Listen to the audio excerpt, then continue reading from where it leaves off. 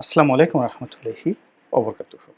সম্মানিত দর্শক, বর্তমান ডক্টর মোহাম্মদ ইউনূসের নেতৃত্বে যে অন্তর্বর্তীকালীন সরকার ক্ষমতায় আছে, ক্ষমতা নেওয়ার পর থেকে গত ৯ মাসে ক্রমাগতভাবে একটি সরকারের যে সূচকগুলো থাকে, সুস্থতা, সবলতা, সক্ষমতা, সব সূচকেই সরকার ক্রমশ নিম্নের দিকে যাচ্ছে। একটি রাষ্ট্র পরিচালনার জন্য সরকার ক্ষমতায় এসে যে সকল জটিলতা দূর করে এবং সেই জটিলতা দূরের উপরে কিন্তু সেই সরকারের সফলতা নির্ভর করে। এই সরকার ক্ষমতায় আসার পরে জটিলতাগুলো দূর না করে বরং অনেকগুলো জটিল সমস্যা ধামাচাপা দেওয়ার চেষ্টা করেছে, অনেকগুলো জটিল সমস্যা নিয়ে খেলাধুলা করার চেষ্টা করে চলেছে এবং নিজেরা অনেকগুলো সমস্যা তৈরি করে ফেলেছে।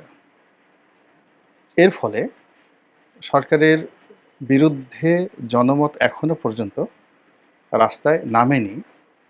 তবে সরকারের যারা স্টেক হোল্ডার, রাজনৈতিক দল, এই রাজনৈতিক দলগুলোর মধ্যে সবচেয়ে গুরুত্বপূর্ণ যে রাজনৈতিক দলগুলো রয়েছে, যারা আগামীতে সরকার গঠন করবে, তারা সবাই এখন সরকারের সঙ্গে দাগ কুমড়ার সম্পর্কে চলে গিয়েছে। আওয়ামী লীগকে নিষিদ্ধ করা হয়েছে। এখন নিষিদ্ধ করার ফলে এই দলটি জলে স্থলে অন্তরিক্ষে তাদের সর্বশক্তি দিয়ে বর্তমান সরকারকে নাস্তানাবুদ করার চেষ্টা করবে। অন্যদিকে আওয়ামী লীগকে মোকাবেলা করার জন্য তাদের একমাত্র যে অ্যাসেট, শক্তি, সেই শক্তিটা ছিল বিএনপি। বিএনপির সঙ্গে সরকার সেই সম্পর্কটা স্থাপন করেনি, করতে পারেনি, অথবা বিএনপিও সরকারের সঙ্গে একটি কৌশলগত সম্পর্ক স্থাপন করতে চায়নি বা করেনি।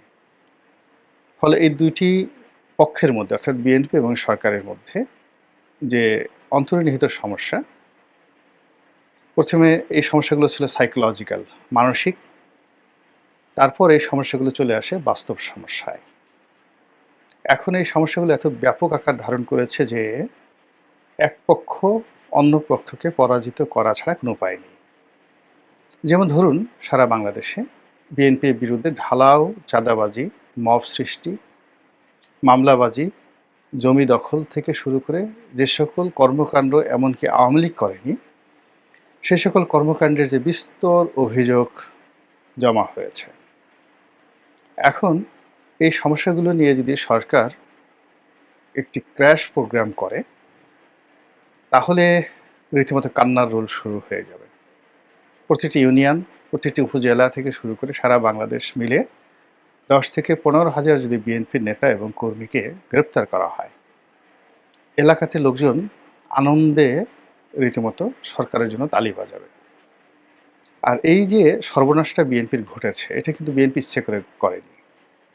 বিএনপির প্রথম দিকে যে রাজনৈতিক অবহেলা, বা তারা এত দ্রুত ঘটনাগুলো ঘটে গেছে যে এটাকে সাংগঠনিকভাবে মোকাবেলা করা, বা ওই সময়টিতে সরকারের কর্তা ব্যক্তির সঙ্গে একত্রে বসে যেভাবে আইনশৃঙ্খলা রক্ষা করার ব্যাপারে বিএনপির দায়িত্ব কর্তব্য ছিল, সেই কাজগুলো না করে তারা জামাতের সঙ্গে প্রতিযোগিতা করে পুলিশের কয়জন কর্মকর্তা নিজেদের পক্ষে ভেড়ানো যায়, কতজন আওয়ামী লীগের কর্মকর্তাকে সরিয়ে নিজেদের দলীয় কর্মকর্তাকে সেখানে ঢুকানো যায়।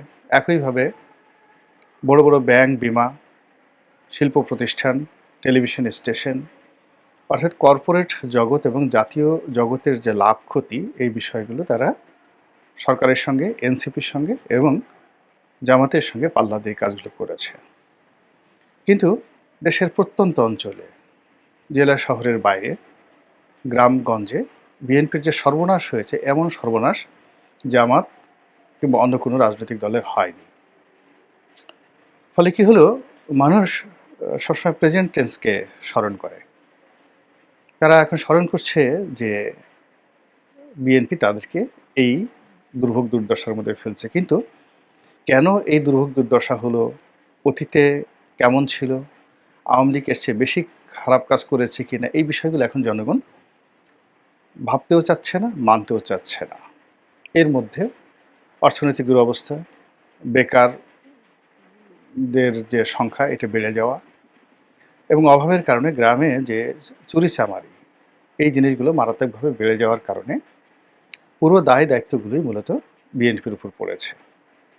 এখন সরকারের হাতে এটা একটা অস্ত্র এবং আগামীতে যে সকল বিকল্প চিন্তা করা হচ্ছে ক্ষমতার, সেটা ইউনূস সাহেবের পরিবর্তে যদি অন্য কেউ আসেন, সেক্ষেত্রেও এই কর্মগুলো বিএনপির জন্য একটা বিস্ফোরা হয়ে থাকবে।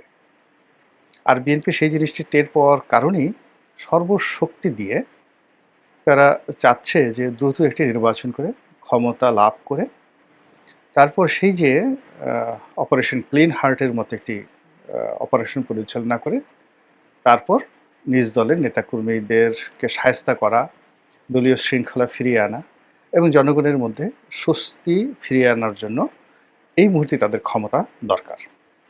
এটা হলো রূঢ় বাস্তবতা।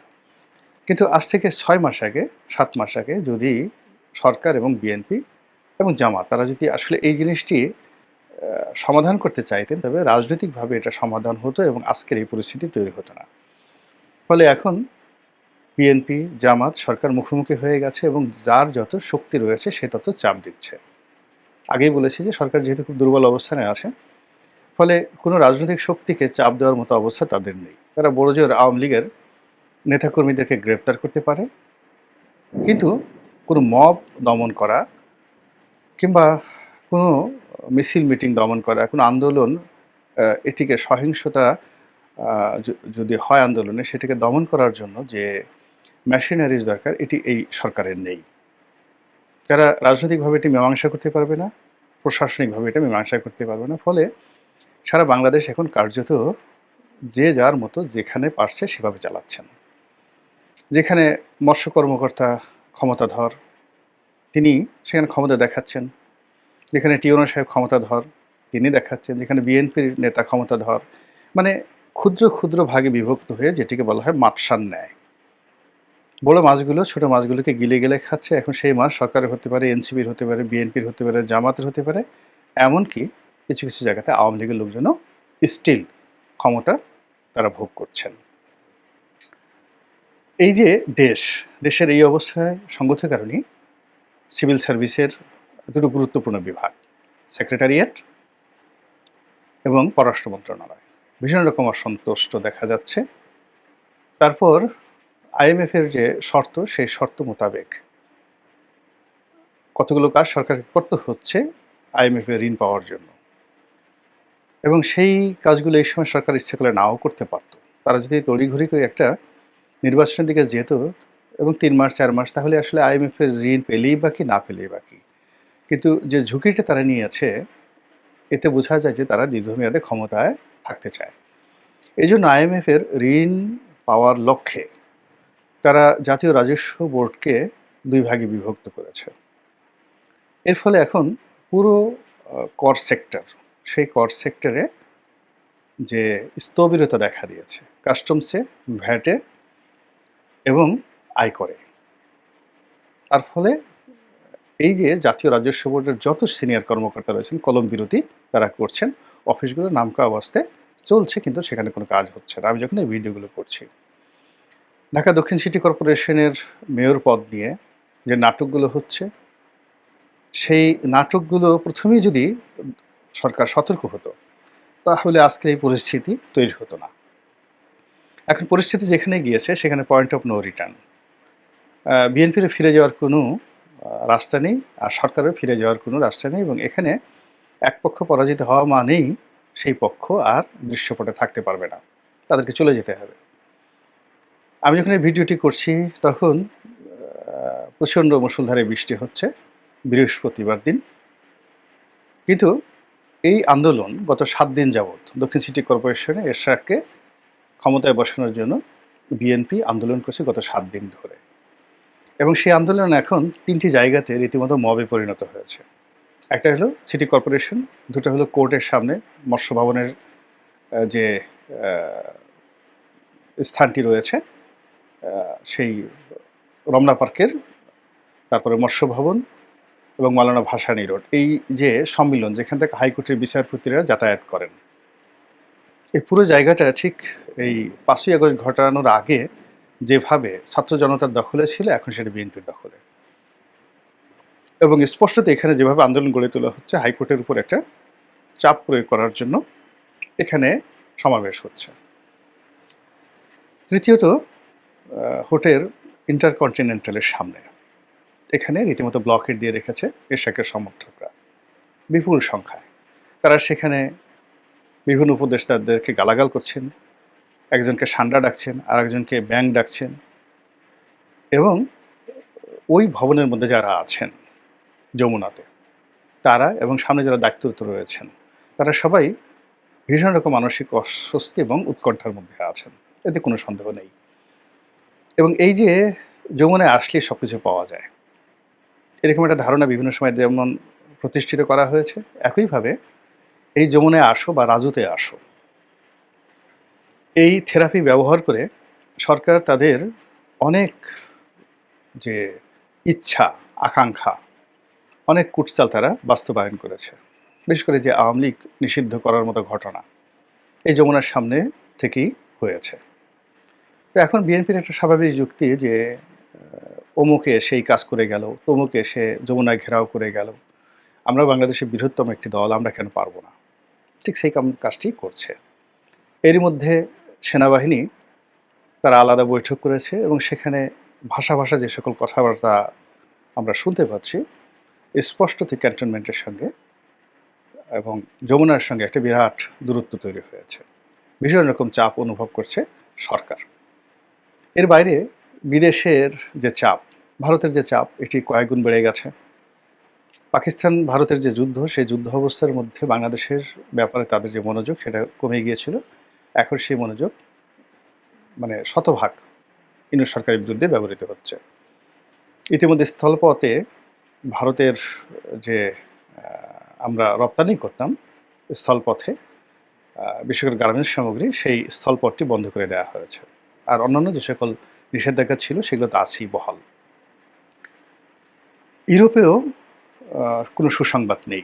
জাতিসংঘের একটা অধিবেশন, জলবায়ু সংক্রান্ত একটি অধিবেশন, যেখানে বাংলাদেশ অংশগ্রহণ খুবই গুরুত্বপূর্ণ। এটা ফ্রান্সের প্যারিসে হওয়ার কথা এবং সেখানে ডক্টর মোহাম্মদ ইউনূস সাহেবের যাওয়ার কথা ছিল, উনি সেখানে যাচ্ছেন না, বাতিল করেছেন। এর কারণ হলো ইম্মানুয়েল ম্যাক্রোর সঙ্গে ওনার একটা বৈঠকের ব্যবস্থা করা হচ্ছিল বা আশা করা হচ্ছিল, বা উনি চেষ্টা করেছিলেন, যেখানে তিনি রীতিমতো প্রত্যাখ্যাত হয়েছেন। এটি তার জন্য বা তার ব্যক্তিত্বময়তার জন্য বা তিনি যে নেম ফেমের অধিকারী, এটা তার জন্য একটা চপেটাঘাত।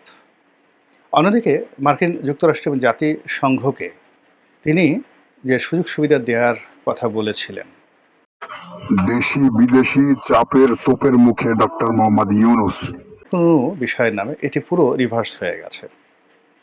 সংযুক্ত আরব আমিরাত, সিঙ্গাপুর থেকে শুরু করে পশ্চিমা যে দাতা গোষ্ঠী, ব্যবসায়ী গোষ্ঠী, তাদের একটা প্রেসক্রিপশন অনুযায়ী চট্টগ্রাম বন্দরকে নিয়ে তার যে পরিকল্পনা ছিল, সেটা এখন কার্যত অসম্ভব হয়ে পড়েছে। ফলে এই যে দেশি এবং বিদেশি বহুমুখী যে চাপ, সেই চাপটি কাটিয়ে উঠে তিনি কত দূর যেতে পারবেন? তিনি কি এগোতে পারবেন? তিনি কি শেষ পর্যন্ত তার সরকারের যে কার্যক্রম সে চালাতে পারবেন? নাকি আমরা ভিন্ন একটা পরিবেশ পরিস্থিতির মুখোমুখি হব? মহান আল্লাহ ভবিষ্যৎ সম্পর্কে জানেন। তবে সিক্স সেন্স বলছে, আওয়ামী লীগ জমানাতে আমরা যা ছিলাম, বর্তমানে তার চেয়ে খারাপ অবস্থায় আছি, কোনো সন্দেহ নেই।